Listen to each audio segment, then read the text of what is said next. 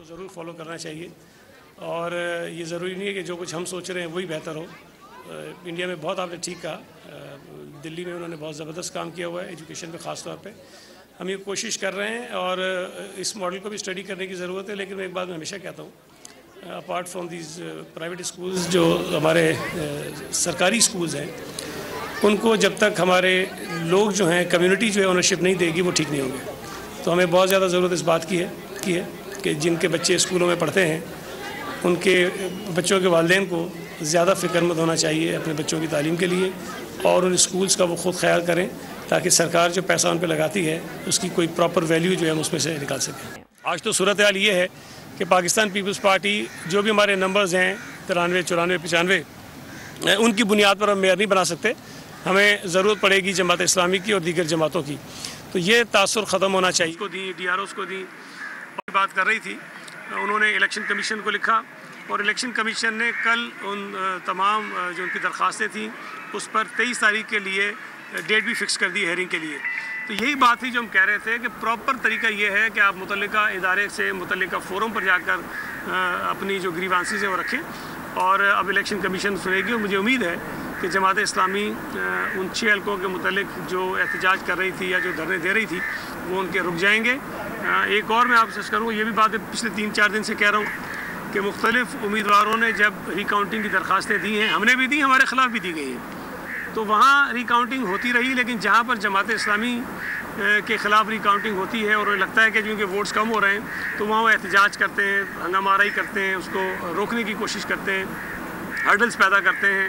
और कल तो एक बहुत अफसोसनाक वाक़या हुआ है कि एक हलके की रिकाउंटिंग जब हुई और पूरा दिन वो रिकाउंटिंग को रुकवाने की कोशिश करते रहे, हंगामाराई होती रही और बाद में जब रिकाउंटिंग मुकम्मल हो गई तो उसके बाद एक खातून रिटर्निंग अफसर हैं, उनके ऊपर हमला किया गया, उनकी गाड़ी तोड़ी गई, उनका ड्राइवर ज़ख्मी हुआ। उनको जब पुलिस बचाने आई तो वो पुलिस के 2 अफसर या 3 अफसर शायद वो ज़ख्मी हुए हैं और उस खातून को धमकियाँ दी जा रही हैं कि हम तुम्हें छोड़ेंगे नहीं और तुम्हारे घर पर आकर तुम्हें नुकसान पहुँचाएंगे। तो मैं ये समझता हूँ कि हाफिज़ साहब को, जमात इस्लामी को सब्र का मुजाहरा करना चाहिए। अगर उस खातून ने गलत भी कर दिया है कानून के, तो आपके पास अगला फोरम मौजूद है, आप कानून के मुताबिक वो रास्ता इख्तियार करें, बजाय इसके कि आपके लोग जो हैं वो सड़कों पर इलाकों में गुंडागर्दी करें, लोगों को धमकियाँ दें, उसके हमलावर हों। ये रवैया मुनासिब नहीं है और हमें इन इंतखाबात से कराची को बेहतरी की तरफ लेके जाना है। मैं बार बार कह रहा हूँ कि जमात इस्लामी से हम चीज़ों की तवक्को नहीं करते जो वो चीज़ें हो रही हैं।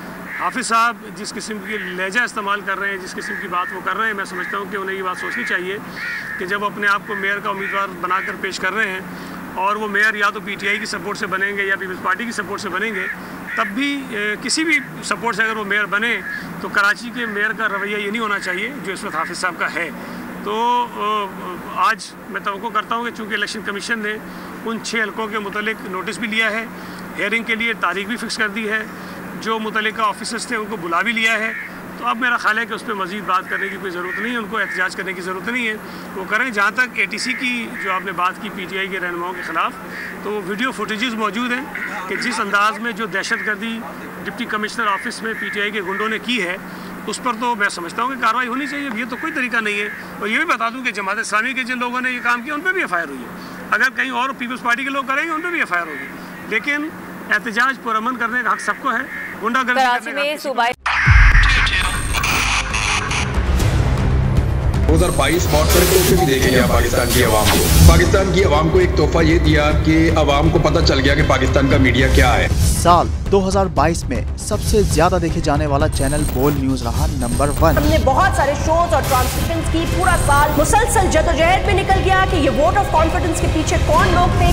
तोड़े रेटिंग के सभी रिकॉर्ड। सोशल मीडिया पर भी सबसे ज्यादा तेजी से 2.4 बिलियन व्यूज का संगे मील अबूर किया। एंकर्स को भी आवाम में सबसे ज्यादा मकबूलियत मिली और सोशल मीडिया पर भी बोल रहा सब पर भारी। सब्सक्राइब करें और बेल दबाएं ताकि कोई खबर रह न जाए।